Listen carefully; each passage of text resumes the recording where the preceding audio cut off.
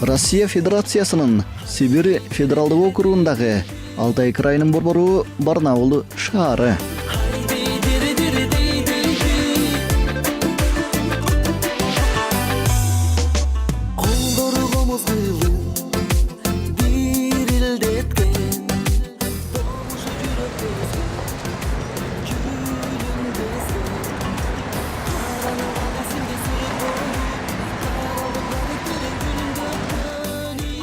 Алтай дегенде ар бир кыргыз кылымдар мурда ата-бабалар жашаган жерди элестетет.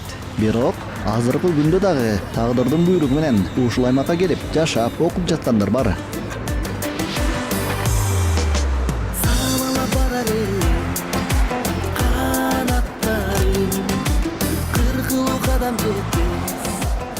Алтынбек менен Нуржан азыркы күндө Барнаул шаарындагы Алтай мамлекеттик университетинде билим алышат. Бүгүн шаршемби, демек алардын салтка айланган комуз ийрими бар. Андыктан сабактан чыгып эле жатаканага шашмай. Мурда көчөдө колуна комуз кармагандарды көргөн барнаулдуктар арасында таңыркагандар көп болгон. Азыр эми баары билип алгансып көңүлдө эле бурушпайт.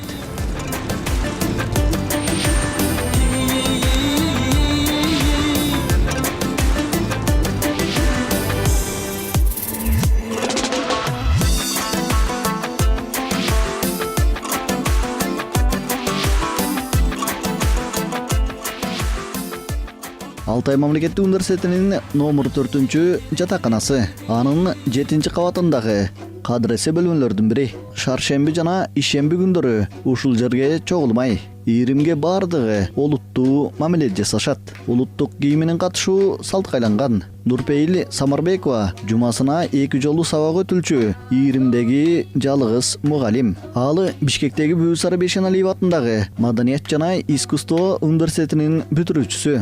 Азыркы учурда Алтай мамлекеттик Маданият институтунун аспиранты. Анын ноталарды жазчу бору менен доскасы деле жок. Андыктан ооз экеле үйрөтүп, айрым учурда гана дептерге чиймелеп бермей. Жыйынтык деле жаман эмес.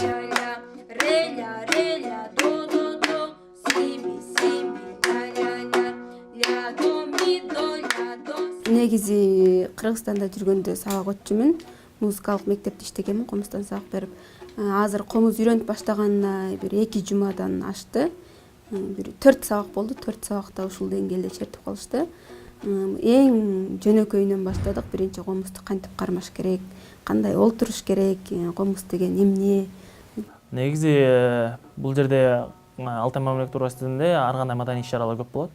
Анан бардыгы өзүнүн, мисалы казактар болобу, кыргыздар болобу, өзбекстандыктар болобу, өзүнүн кандай жаралган эмне болсо, мисалы казактар домбурасын көрсөтсө, кыргыздар комузун көрсөтөт дегендей. Анан кыргыздарда комуз черткендер өтө аз болгон, даже жокко эсе болчу. Анан бул жерге бир Кыргызстанда Бүүсары Бейшеналиевдин Маданият жана искусство университетин бүтүп келген кыз бул жака тапшырып калганына байланыштуу ошол идея көтөрүп, комуз үйрөнүп, биздин Кыргыздын комузун, же болбосо Кыргызстандын деңгээлин дагы башка жактарга тааныталы деген идеянын негизинде ошо комузга келип калдык.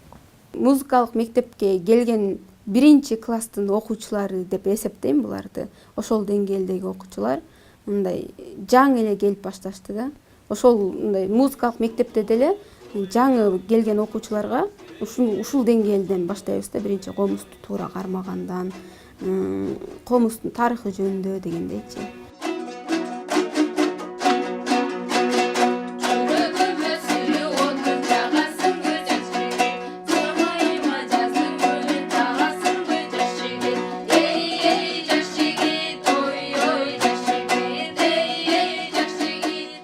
Азырынча репертуарда саналуу гана чыгармалар бар. Ага карабай, Барнаулдагы иш-чараларга катышып, калың эл алдында аткарууга жетишкен.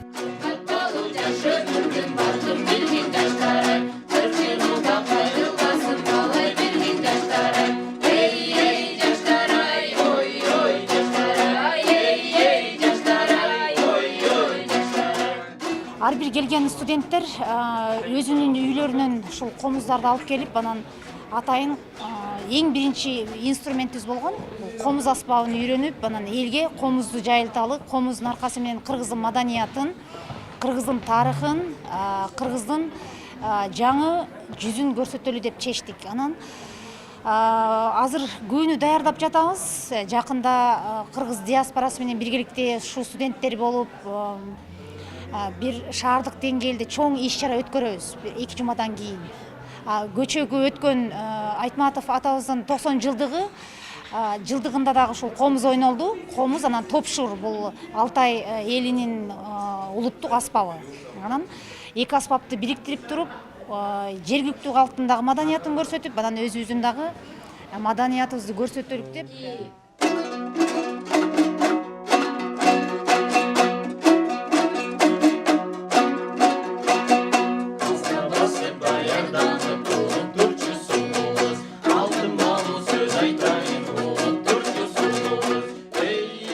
Француз жазуучусу Виктор Гюгонун адамдын улуулугун бою аныктабагандай эле элдин улуулугун саны аныктабайт. Демек, кайсыл бир аймакта, кайсыл бир эл аз болгондугуна карабай, маданияттын зор энчисин үйрөнүп, улуулугун көпчүлүккө даңазалай алгандыгында, Алтайдагы комузчу жаштар ошондой зор саамалыктын жаратмандарынан.